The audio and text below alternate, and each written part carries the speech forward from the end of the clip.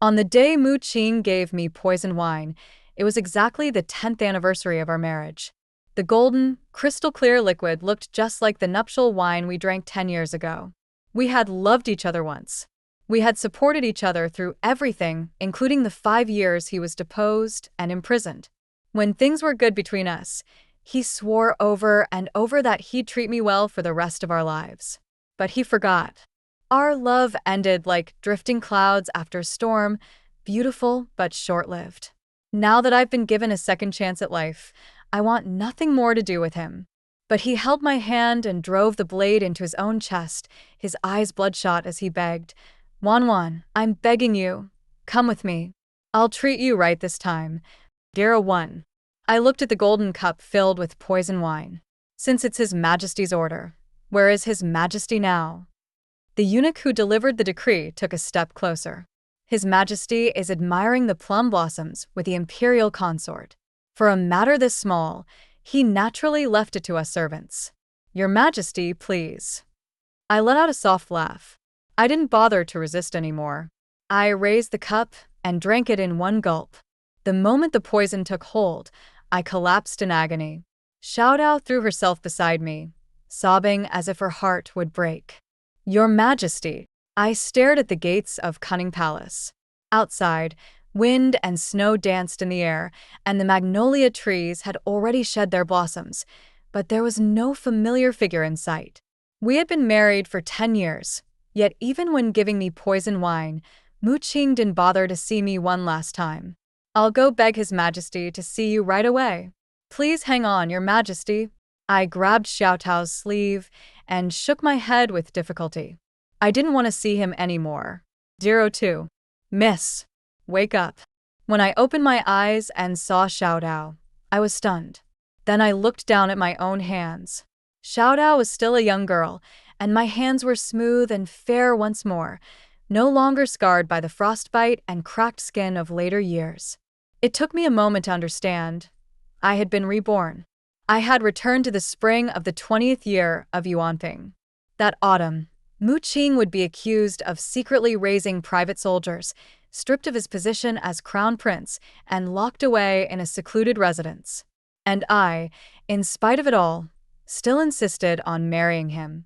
I entered that cold courtyard alone, cooking and washing for him, caring for him day in and day out for years. All I got in return was a body full of illness and a cup of poison wine. Today was the palace's spring banquet, hosted by the Empress herself to choose a bride for the crown prince. Given this second chance, I had no intention of making the same mistakes. I claimed I was feeling unwell and declined the palace maid's invitation. But strangely, after the banquet, there was no word at all about the crown prince choosing a consort.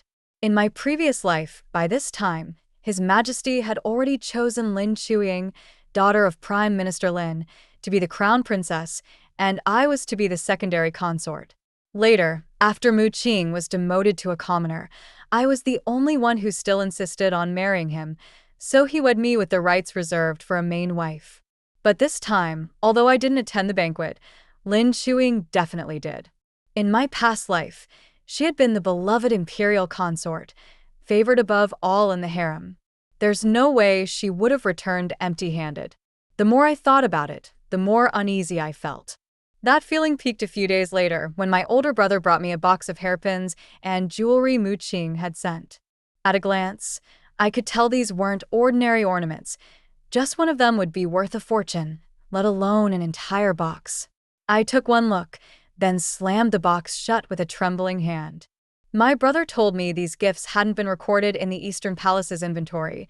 They were privately kept by the crown prince, which meant they weren't an official gift. Mu Qing wanted to send them to me personally. But why would he suddenly give me such things?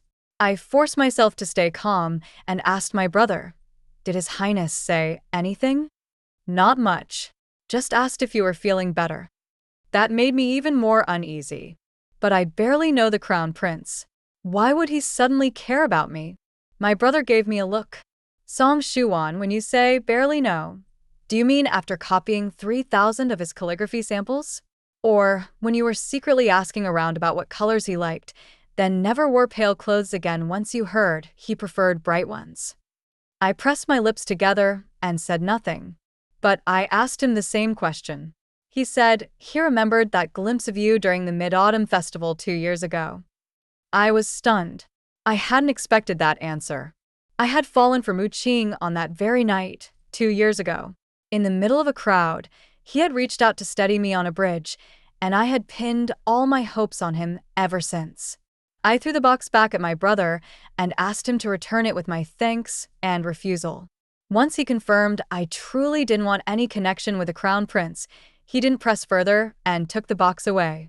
The next day, while tidying up the room, Xiaodao found a white jade hairpin left behind. As I twirled the hairpin between my fingers, I remembered the first gift Mu Qing ever gave me in that secluded courtyard was also a jade hairpin. I frowned immediately and tossed it to Xiaodao. Throw it out. It's bad luck. A few days later, the Empress summoned me to the palace. She had been feeling tightness in her chest lately, and she'd heard I was good at playing the pipa, so she wanted to hear me play. The excuse was flimsy at best, but since she had specifically named me, I couldn't exactly refuse. Given the box Mu Qing had sent earlier, it wasn't hard to guess who really wanted to see me. If I was right, it was the same Mu Qing from my previous life. 03. In my past life, he loved rewarding me with these kinds of things. Whenever a reward was sent to Cunning Palace, I knew, most likely, a new woman was coming into the palace. At that time, he still loved me. When there's still love, there's guilt. So he used those gifts to make up for it. But that only happened when he had just ascended the throne. As time went on, we both got used to it. In the beginning, I was jealous too. I tried some harmless little tricks. When the matter reached Mu Qing, he didn't punish me. He only frowned and said, "Empress, you should be more magnanimous." He said the matters of the previous court were already troublesome enough, and he didn't want the inner palace to be a mess too. I lowered my head and looked at my coarse, ugly hands. Back at the other residence, the winter water was too cold. After years of doing laundry, my hands had developed chilblains, flaring up every year. The imperial physician said it had been delayed for too long. There was nothing to be done but to take good care of them. These hands were unsightly. His concubines had secretly laughed at them more than once. I knew, but I was the empress. I had to learn to endure. Later, both the court and the people praised my virtue, yet Mu Qing was not pleased. He said I wasn't as lively as I used to be. Gradually, he visited Cunning Palace less and less. Perhaps because I no longer played those petty jealous games. Later still, once Mu Qing firmly secured his throne, his behavior grew more and more erratic. He killed everyone connected to the shameful history of his past. The ministers begged me to advise him. The one who came to see me was Zhou Jini, the new rising star in court. Zhou Jini came from a humble background, but in just 5 years, he had risen to the highest position, second only to the emperor himself. I gathered my thin robe around me and smiled. "Lord Zhou, I'm afraid you've come to the wrong person. It's been a long time since I last saw His Majesty." Mu Qing no longer wanted to see me. Even the sight of me would remind him of the days when he was powerless and humiliated. Because I had witnessed his lowest point, I became a symbol of his past disgrace, a living reminder of how he once lived like a dog. To my surprise, Zhou Jini didn't pressure me with grand ideals or righteousness. He simply bowed. As I got up to leave, he stopped me. "Your Highness," he said calmly, "the wind's picking up outside." The moment he gave that reminder, the palace maid promptly wrapped a wind-blocking shawl around my shoulders. I paused for a moment, then walked out. In the end, I still went to speak with Mu Qing. For the first time, he lost his temper at me. The inkstone crashed to the ground, and ink splattered all over the hem of my robes. He gripped my shoulders tightly, accusing me of interfering in politics, of using past favors to demand rewards. He questioned whether I had anything to say beyond these matters. He called me Empress, his tone cold and hard. At that moment, when I saw the disgust in his eyes, my mind drifted. It had been so long since he last called me Wanwan. Even in bed, he remained silent. It wasn't like before, when we saw each other daily and still whispered endless sweet words into the night. A few days later, Lin Chuing entered the palace as the imperial noble consort, receiving the highest favor. From that point on, my position grew worse by the day. 04. I knew he was the same Mu Qing from my previous life, for one reason only. That look on mid-autumn night, Mu Qing had long forgotten it. On our wedding night in our past life, he asked me why I was still willing to marry him. I answered happily, but his eyes clearly showed surprise. I had made some new clothes, and they happened to be delivered the day I entered the palace. I picked a pale moon-white outfit and wore light makeup. Xiao Tao gasped in admiration. Miss always used to wear red. It was beautiful, yes, but lighter colors suit you even better. You look like a fairy. I smiled and glanced at my reflection in the bronze mirror. All those years, I had dressed to suit Mu Qing's tastes. I had completely forgotten what I looked like in lighter tones. It truly was more beautiful than before. The sky was a bit dim, and it began to rain not long after I boarded the carriage. The roads grew muddy. In the distance, I heard a commotion. I lifted the curtain to look. Several thuggish men were holding sticks, pushing someone to the ground. The man on the ground looked familiar. I stared carefully for a moment and suddenly remembered who he was. Zhou Jini, the same Zhou Jini who would later assist Mu Qing in taking the throne. Just as one of the sticks was about to land, I quickly called out, "Stop!" The driver halted the carriage. The thugs glanced at us and, realizing we were from a noble family, didn't dare cause trouble. They spat a few curses and left. Zhou Jini stood up from the ground, wiped the dirt from his face, and looked calm. He walked over and bowed under the carriage, respectful yet dignified. Even now, his bearing wasn't too far off from the high-ranking official he would one day become. Since fate had brought him to me, there was no reason to let him go so easily. I accepted his bow and simply said, "My household happens to be short of an advisor." He paused, seemingly surprised, but didn't refuse outright. I still had to enter the palace and didn't have time to speak further, so I instructed my servants to escort him back and treat him with respect. As I stepped into Cunning Palace, I still felt a little dazed. This had once been my palace. I had been trapped here, even died here. The Empress beckoned to me. "Good child, come closer. Let me get a good look at you." She was Mu Qing's maternal aunt. His birth mother, the former empress, had passed away, and she entered the palace to raise the crown prince. I vaguely remembered that this empress would pass away this summer, just a few months from now. I approached as instructed. She held my hand and spoke with me for a long time, then gave me a bracelet from her wrist. I couldn't refuse and had to accept it. The empress was always kind, but today, her gentleness toward me seemed a little excessive. Had Mu Qing said something to her? Just as I cradled my Pipa and was about to play for her, a familiar voice came from behind. "Your son greets you, mother. Qing, come here." I deliberately lowered my head, focusing on the strings. But the moment he approached, my hand trembled. I played the wrong note. 05. We were once in love. During the 5 years Mu Qing imprisoned me, our lives were difficult, yet our love was unparalleled. In winter, we huddled together for warmth. In the stifling summer nights, he would fan me all night long. Just because I once casually said, "It would be nice to have a pipa," he went through immense trouble to get one into the palace for me. After we escaped, not long after he ascended the throne, he made me empress. But good times never last, just as hearts change easily. The day Lin Chuing entered the palace, she came to Cunning Palace to greet me. Ambition blazed in her eyes, without the slightest attempt to hide it.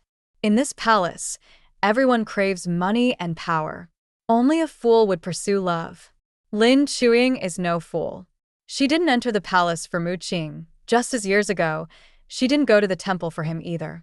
Mu Qing pitted the hardships she had endured over the years, but little did he know, when he fell from grace back then, my father had also planned to send me to a temple for safety. Wait for the dethroned crown prince to be forgotten, then arrange another marriage for me. Before she left, Lin Chuing gave a formal bow, her nails painted in bright, flamboyant red. Your Majesty, there is something I lost years ago, which someone picked up and kept. It's time I took it back. Not long after entering the palace, she quickly won his favor. When I heard Xiaotao complain indignantly that His Majesty had spent every night of the past fortnight with the imperial noble consort, I was surprised to find my heart completely calm. Soon after, Lin Chuing became pregnant. It was Mu Qing's first child, but at 5 months, she miscarried. Mu Qing was furious. He ordered a full investigation, which led straight to my palace. A palace maid confessed. The evidence was solid. She claimed I had given the order. The imperial noble consort clung to my sleeve, tears falling like rain. Your Majesty dislikes me. I can stay away from His Majesty and Your Majesty, if that would help. But the child was innocent. I pulled my sleeve out of her grasp. Whether this has anything to do with me, the imperial noble consort knows best. Mu Qing had her son away, leaving only the two of us. He flicked his sleeves and sat on the throne, looking up at me. If the Empress admits it, I won't pursue it further. I didn't bow my head, just met his gaze. I didn't do it. Perhaps Your Majesty should ask the imperial noble consort. See how she could be so ruthless. Maybe it was my eyes that angered him. He smashed a teacup and ordered me to kneel. Even a tiger won't eat its cubs. I know what kind of person Chuing is. So he knew what kind of person Lin Chuing was. But he never knew what kind of person I was. I slowly clenched my fists, then suddenly loosened them, and knelt as commanded. Jealousy is human nature, he said. I told you, I won't pursue anyone. I looked at him, stubbornly repeating, I didn't do it. Perhaps I had knelt on some broken porcelain. There was sharp pain. He left with a sweep of his robe. Soon after, he issued an order placing me under house arrest in Cunning Palace. Without summons, I was not to leave. So what if I was the Empress? A deposed Empress in waiting is just a beautifully carved but broken brick in the palace path, something anyone can step on. Cunning Palace became unbearably cold and desolate. Even Xiaotao lost her spirit. I grew thinner. Sometimes, staring at my shadow, I would feel dazed. Mu Qing once placed me gently in Cunning Palace. But 4 years later, he turned me into a hunched ghost of a woman. That New Year's Eve palace banquet, when he suddenly summoned me to accompany him, I refused the decree. He came to see me. When he realized I wasn't ill, just unwilling to see him, Mu Qing flew into a rage. An emperor's fury is always answered with blood. The Song family had served loyally for generations. My father and brothers had helped him ascend the throne. He wouldn't be foolish enough to move against my family. So instead, he sent a cup of poisoned wine. 06. Mu Qing stopped beside me. Miss Song. I could only stop and bow in greeting. He made a polite gesture to help me up, eyes urgent, something lighting up in his gaze. As if he had found something he'd once lost. Just like Zhou Yu turning at the sound of a flawed tune, the Empress said with a smile. Enough now. You young people should take advantage of the fine spring weather. I'm going to rest. He kept staring at me, reluctant to look away.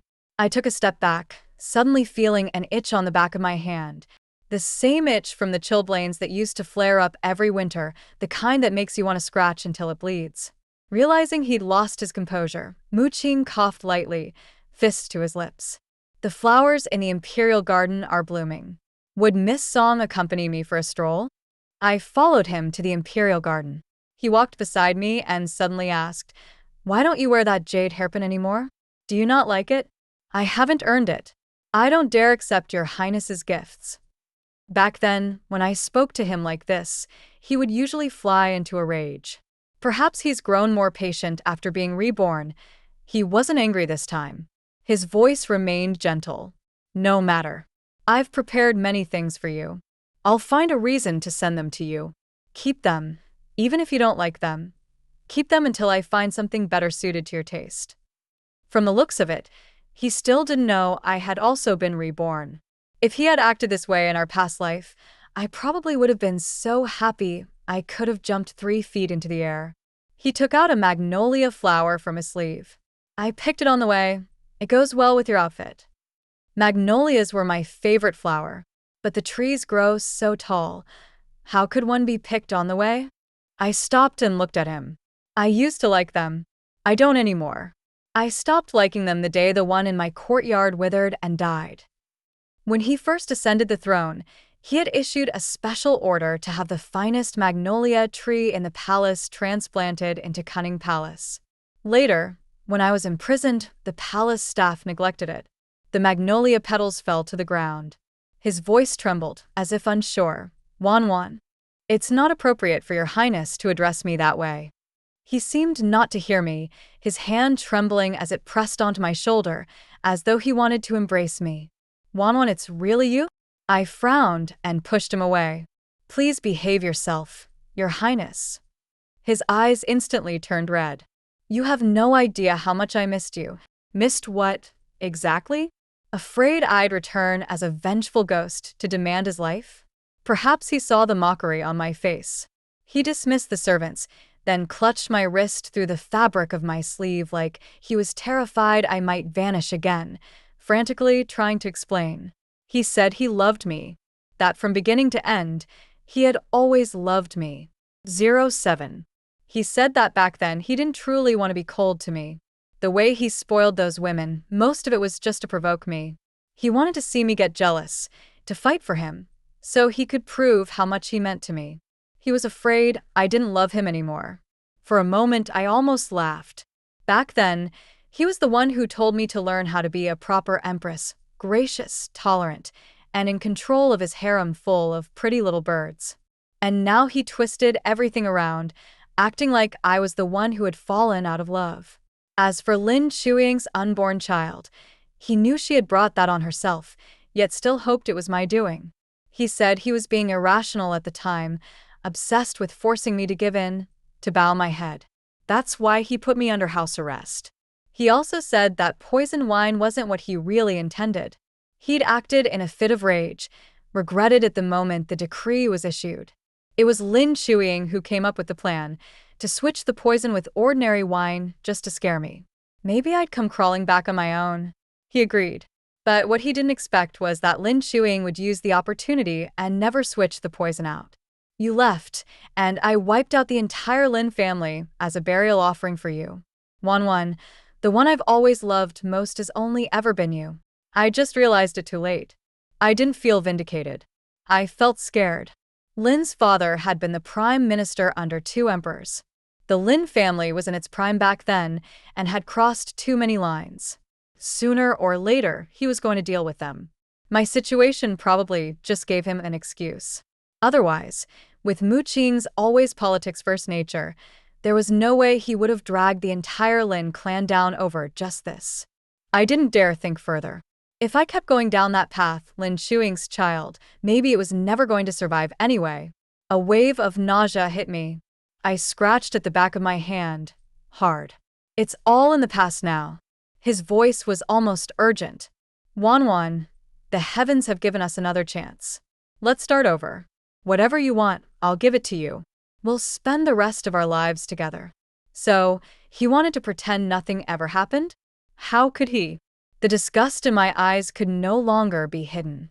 Does your highness know? I could have pretended to be that innocent 16-year-old Song Wan again, accepted all of this with open arms, and plotted in secret. But I just couldn't keep pretending. Because it's disgusting. I took a big step back. Just looking at your highness makes it impossible for me to stay another second. I really can't fake a smile anymore. He froze, wanting to reach out to me, but stopped midway. It felt like something inside his eyes had shattered. Gone was the light from earlier. Even his posture seemed to slump. After a long pause, I finally heard his hoarse voice. It's all right, Wan. We have a long future ahead. I'll make you change your mind. 08. After returning to the manor, I soaked my hands in medicinal herbs for quite a while. Seeing how red my hands were from scrubbing, Xiaodao quickly snatched them from the basin and began applying ointment, sighing as she worked. Miss that show. Only then did I remember we'd brought home such a big guest. Call him Mr. Zhou. I'll introduce him to father. While it was still early, I went to see Zhou Jini. He came from humble beginnings, and if he wanted to pursue a government career, he'd need someone to recommend him. Father held a third-rank position, more than enough to endorse a newcomer. Zhou Jini had talent and integrity. All I needed to do was act as the bridge. I had someone look into it. He had only gotten into that fight today because he was trying to help a poor woman in trouble. That at least showed he was a decent man. I got straight to the point, then asked him, "What is it that you want?" "Status and wealth." I raised an eyebrow. "Mr. Zhou, you're refreshingly honest." Zhou Jini gave me a mild glance. "What did you expect me to say?" "The welfare of the common people." I let out a soft laugh. A clever and direct man like this could save me a lot of trouble. The introduction went smoothly, though I suspected father and my older brother may have misunderstood my intentions. Otherwise, why else would they insist Zhou Jini, who wasn't even a bodyguard, accompany me, just because I went to Zue Xian Tower for a meal? As I got into the carriage, Song Shuyan patted my shoulder with an earnest tone. "This man is no ordinary fellow. Seems decent too. Good eye, little sister." "Thanks, but no thanks. One heartbreak is enough for me." I ordered every dish I wanted and had Zhou Jini sit and eat with me. Since I'd promised to treat him with respect, there was no reason he should stand there watching me eat. He didn't refuse. Instead, he filled a bowl of soup and handed it to me. I reached out to take it, but my hand slipped. He caught it just in time, and for a brief moment, our hands overlapped. Just then, a commotion erupted outside. I looked up and saw Mu Qing barge in, his gaze locked on our intertwined hands. His hand went straight to his sword hilt as he shouted furiously, "What are you two doing?" I calmly took the bowl and set it down, then stood and gave him a formal bow. Mu Qing's grip on his sword tightened, then suddenly loosened. When he spoke again, there was a hint of bitterness in his voice. "Wan, why did you bring him here?" I was tempted to mock him, but clearly this wasn't the right moment for sharp words. Not for someone like Zhou Jini, who had just stepped into officialdom and hadn't yet shown what he could do. I was afraid Mu Qing might act against him. So, I took a step forward. "If your highness has something to say, let's talk outside." Mu Qing gave Zhou Jini a long, heavy look before grabbing my wrist and dragging me out. "You're not going to explain?" He'd cleared out the entire floor. I leaned against the railing, scratched my hand again, and finally looked at him. "You're spying on me?" How else would he know who I was with and where? He didn't deny it. After a moment of silence, he simply said, "The Empress Dowager summoned you to the palace. Why didn't you go?" "Why?" I gave him a cold smile. "Why don't you tell me?" He clutched the wooden railing so tightly it creaked under his hand. Wan, I understand that you're angry with me. I can wait. I'll wait as long as it takes. But you can't be with someone else. Otherwise, I won't hesitate to ask the emperor for a marriage decree." I couldn't even be bothered to argue. I frowned. "Are you threatening me?" "Yes." He admitted it without hesitation, then looked at me softly. "I don't know what else to do. Wan, tell me, what will it take for you to come back to me?" "I'll give up everything, if only you'll look back at me again." I didn't want to hear any more of his heartfelt pleas. I turned to leave, but he called out from behind me, "The Empress Dowager's illness has dragged on too long. The imperial physicians said, she really likes you. Please go visit her." 09. Gifts from the Eastern Palace flowed into the residence, like a river. Rare treasures, silks, and fine brocades. Items that outside were hard to come by were just tossed carelessly into the mansion's storage. I told Mu Qing this was inappropriate, but he insisted on sending them, as if by sending more, he could fill the chasm between us carved by life and death. The Empress also frequently summoned me to the palace. I couldn't refuse every time, so I had to go every few days. Mu Qing was always there.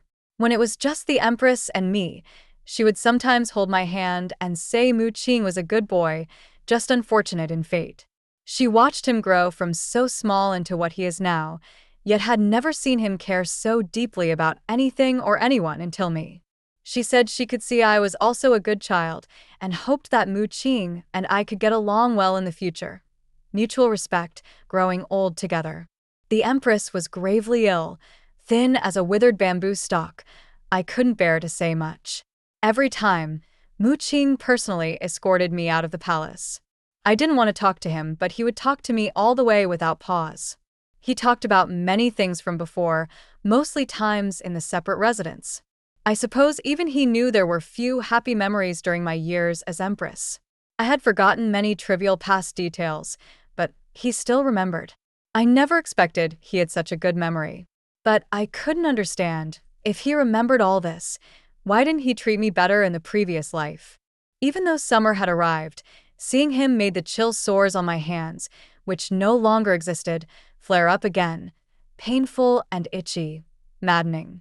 Recently, Mu Qing was too close to me, and the Lin family had always supported the crown prince. Rumors about who would become crown princess circulated in the capital, and everyone agreed it would be Lin Shuiying. Within a few days, Lin Shuiying came to see me. She immediately acted like the crown princess, saying I could be allowed to enter the Eastern Palace as a concubine, but I had to mind my place. Anyone who didn't know would think she had already taken over the Eastern Palace. I deliberately sowed discord between the Lin family and Mu Qing, feigning surprise and covering my mouth. But Your Highness already promised me. This life it has to be me, to be his primary wife. Lin Shuiying's face darkened instantly. She slammed her teacup on the table. Impossible. His Highness has not yet established his reign. Only my Lin family. She stopped abruptly, unable to drink her tea, and stormed off with a pale face.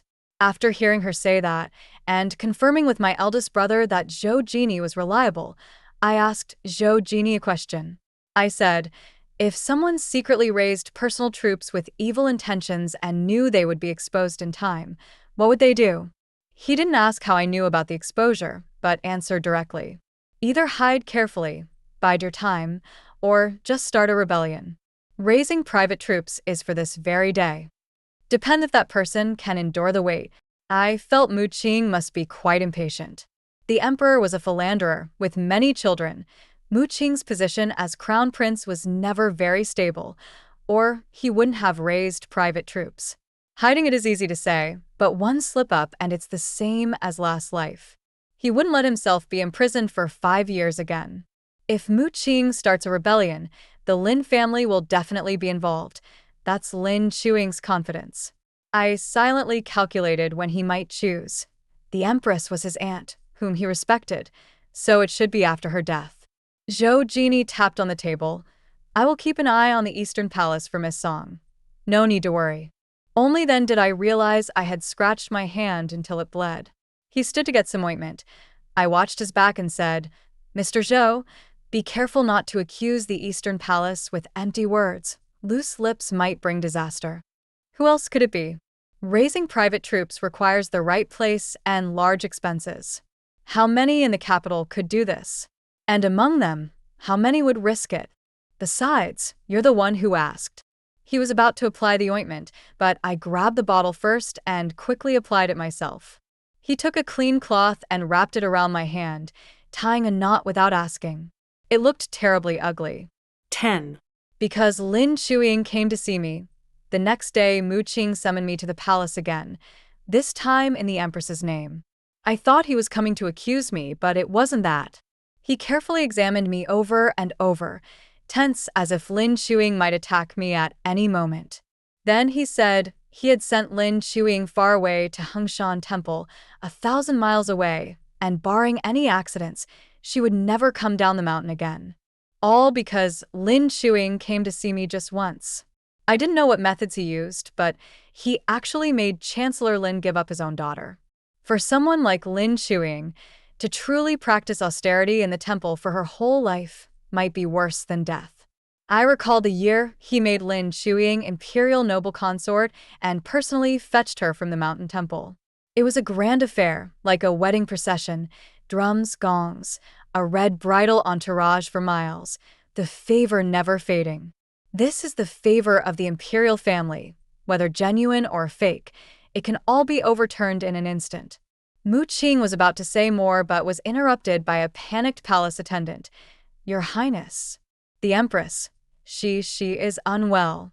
The palace was thrown into chaos, and as an outsider's daughter, I was no longer suitable to stay. Mu Qing immediately arranged for eunuchs to send me out, then hurried to Cunning Palace.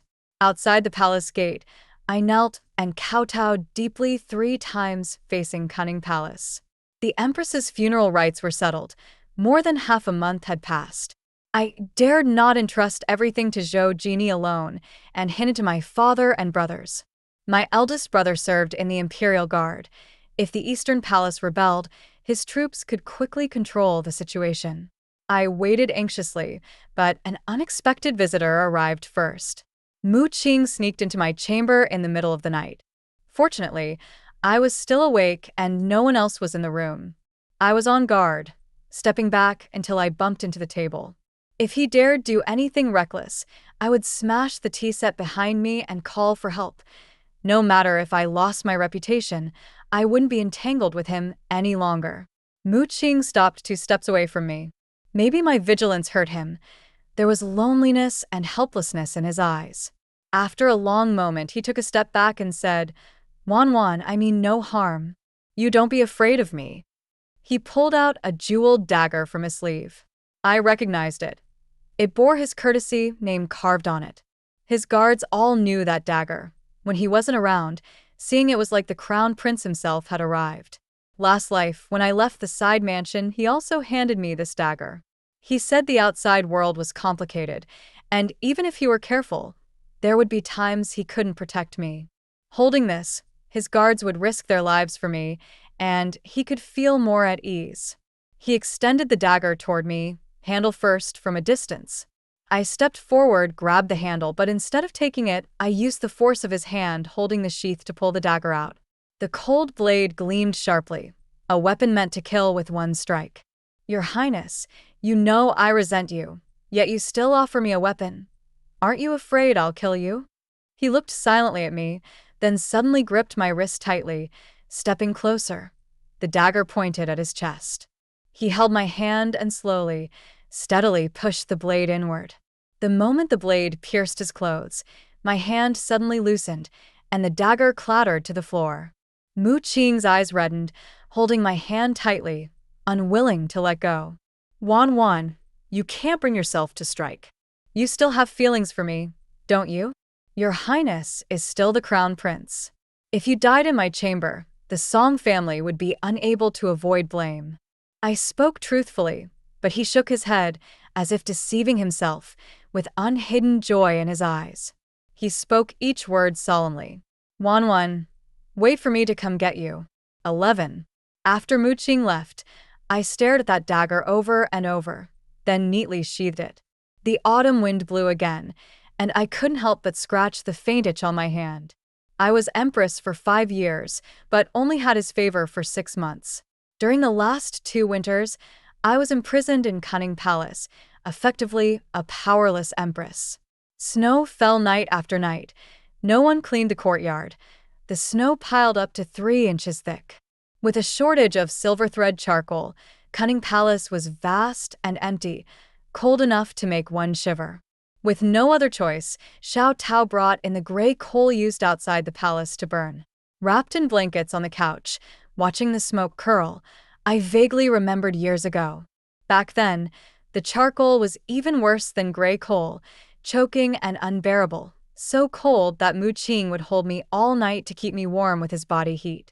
During those final 2 years in Cunning Palace, the frostbite on my hands flared terribly, swollen and red. One night I woke to see Xiao Tao applying medicine, crying as she did. If Xiao Tao felt so much pity, why could the man who promised to treat me well at our wedding night be so utterly indifferent? That night, I took the dagger and went to my eldest brother's room. He was startled, but after I told him everything, his face turned grave. "Are you sure, little sister?" I nodded and showed him the dagger. He looked at it carefully twice, then suddenly stood up, handed it back, put on his coat, and headed out. "I'll go see father. Keep the dagger safe. This must not be leaked. Pretend you know nothing, and stay home quietly." I understood the gravity and agreed. On the way back, I ran into Zhou Jini. My brother must have summoned him too, for a discussion with father. He was walking fast but stopped when he saw me. His eyes flicked to the dagger in my hand, then returned to normal. The wind is rising. Miss, it's best to go out less these days. I nodded and bowed slightly as he passed by. Thank you, Mr. Zhou. You will get what you wish for. Sure enough, 2 days later, the Eastern Palace rebelled. Mu Qing was once an emperor himself, so his planning was flawless. Fortunately, my family was well prepared and quickly suppressed the rebels, earning praise for protecting the throne. Chancellor Lin also incurred the emperor's fury for his involvement, but considering the Lin family's merits, they were spared a full purge. Yet everything seemed a little too smooth. I always felt something was off. After hearing that the Eastern Palace prince self-immolated, I accidentally broke a white porcelain vase. I stayed home for a whole month without stepping outside, watching the cold grow. This year, the snow would come early. My eldest brother feared I'd become stir-crazy and forced me to go out, saying he had arranged a play at the theater and asked me to take Zhou Jini. Of course, I didn't bring Zhou Jini, but I still went to see the play. After leaving the theater and getting into the carriage, I realized something was wrong. But it was too late. Someone reached from inside, dragged me in, and covered my mouth. Outside, the coachman pulled his hat down and cracked the whip. The carriage sped out of the city. The person behind held me tightly, as if reluctant to let go. Wan, I've come to get you.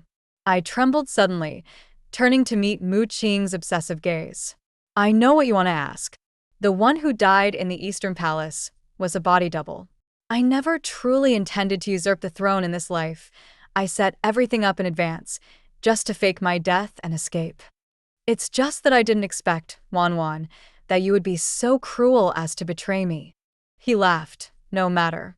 Consider it a big gift for your father-in-law. Seeing I no longer struggled, he stopped covering my mouth but still held tightly around my waist. I calmed down and asked, Where are you taking me? South. Anywhere is fine. He nuzzled my neck. I remember you said you wanted to see the misty rains of Jiangnan. Let's go see the mountains, the waters. Wherever you like, we'll stay there, just you and me, free and easy. How about that? My hand itched again. I chuckled softly. So you do remember. Back at the separate residence, I had told him more than once that I wanted to visit Jiangnan, to see why travelers praise it so. Later, after he ascended the throne, there was a southern inspection tour. I waited anxiously day and night, but heard from palace staff that His Majesty was bringing the imperial noble consort. Clinging to the last shred of hope, I went to the study to see him. He didn't even raise his eyes and calmly said that someone needed to be stationed in the palace. He had to stay there to rest assured. Mu Qing must have recalled this, for he silently tightened his hold on me. His heartbeat pressed against my back through his clothes. Somehow it reminded me of our wedding night, so fast and heavy. But my heart was already calm. I spoke quietly. Mu Qing, do you know why you're so obsessed with me this lifetime? As if you were the love of my life. For you, you could abandon everything. Power, the throne, things you once valued above all else become insignificant in front of me. Because you had all those things in your past life. So, in the end, you thought it was nothing. You're only clinging to the one regret left over from your previous life. But Mu Qing, do you know what I think? I think you're nothing special. No. His hand, gripping mine, bulged with veins as if suppressing something. Then, in a hoarse voice, he spoke slowly and clearly. Wan, I love you. I know exactly what I'm thinking and what I'm doing. It took me too long in my past life to understand. What you said, none of that was what I truly sought. I sighed. Mu Qing, let me go. You still have a chance to flee far away. He turned me to face him, eyes red-rimmed. I beg you, come with me. From now on, I will treat you well. I wronged you before, but not anymore. Whatever you say is right. I'll only listen to you. Wan, I beg you. Before he could finish, the carriage was intercepted. Outside, someone called, Miss Song. It was Zhou Genie's voice. I hadn't brought Zhou Genie, but I had told him to come find me if I hadn't returned within 2 hours. After a long standoff, Mu Qing was forced to disembark with me. Only a mile from the city gate. I knew the sword pressed against my neck wasn't really sharpened. He was just using me to intimidate those outside, hoping to escape with me. He had arranged people waiting beyond the city gate. Once we got out, returning would be difficult. Mu Qing stopped this. He appeared. The standoff had lasted too long. News that the crown prince was alive would spread. Then, even if he wanted to leave, he couldn't. But he seemed possessed, obsessively said to me, "If I take you out of the capital, everything will be fine." Halfway through, he looked down in disbelief. I was holding the dagger he gave me, stabbing it into his abdomen. Not deep, but blood still poured out, staining my palm. One stab each, even now. Mu Qing, you go. I'll consider you dead. He slowly smiled, looking into my eyes with sadness. Tears welled and fell onto the back of my hand holding the dagger. I suddenly loosened my grip, and the dagger clattered to the ground. He reached out to touch my cheek. I stepped back. His hand missed. The Imperial guards quickly surrounded him. Zhou Genie stepped forward, took off his cloak, wrapped it around me, and protected me as we moved out. Wan. I stopped and looked back, seeing him through the crowd and armor, gazing deeply at me. When he saw me look back, he smiled slightly, sorry. He had said that countless times before. But some things could never be made right. I turned and continued forward, suddenly hearing a cry and then the sound of a blade piercing flesh. My heart skipped a beat. I instinctively wanted to look back. But Zhou Genie suddenly covered my eyes and held me back. Keep moving forward. Don't look back. Something cold and fine touched my cheek. I realized belatedly it was snowing. 13. Epilogue. 3 years later, I received a letter from my eldest brother. Along with the letter, which was 3 full pages long, came a large sum of silver. He said since I was out traveling, I should spend freely and not scrimp. After the spring that year, I set off on a boat heading south. The world is vast, and I wanted to see more of it. After a full circle of travel, I finally returned to the city I longed for most, Yangzhou. There were too many memories in the capital from both this life and the last. Though the time wasn't long, it felt endless. I didn't want to stay in the capital, so I wrote to my mother saying I would settle in Yangzhou. They had no way to stop me, and could only stuff more money into my hands. Maybe the southern climate suited me. The recurring itchiness in my hands vanished completely over these years. I heard that a new governor had arrived in Yangzhou, surnamed Zhou. The next day, the new governor appeared at my door. He knocked just as I opened the door, and we unexpectedly met eyes. I was startled. Zhou Genie had a bright future in the capital, so even knowing the new governor's surname was Zhou, I thought it was just a coincidence. Lord Zhou, what brings you here? I heard the scenery in Jiangnan is beautiful, so I requested a transfer. I meant, why are you standing in front of my door? He glanced at me, his smile warm and soft. The view outside this door is especially lovely. 14. Epilogue. Xiao Tao's perspective. My name is Xiao Tao, the personal maid of the Empress. I was also the only person by her side when she passed away. She had suffered so much over the years, yet when she left this world, she was smiling. The snow outside was deep. Worried she might be cold, I closed the door. I held her still warm body and wept uncontrollably until someone burst into the cunning palace, stumbling in.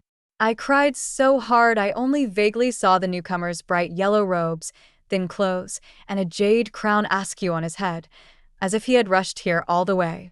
I hated him for how he treated my mistress, but still had to get up and greet him. He seemed not to notice me, going straight to the Empress, lifting her lifeless body from the cold stone floor and carrying her to the bed. The imperial physician hurried in, kneeling repeatedly. They examined the dead woman and prescribed medicine, until the moment the needle was about to be inserted into the cold corpse, the emperor finally lost his composure. He said the empress disliked killing, so spared their lives but ordered everyone else out. Only I was left. Because I served the Empress the longest, and because for the past 2 years, only I had accompanied her day and night.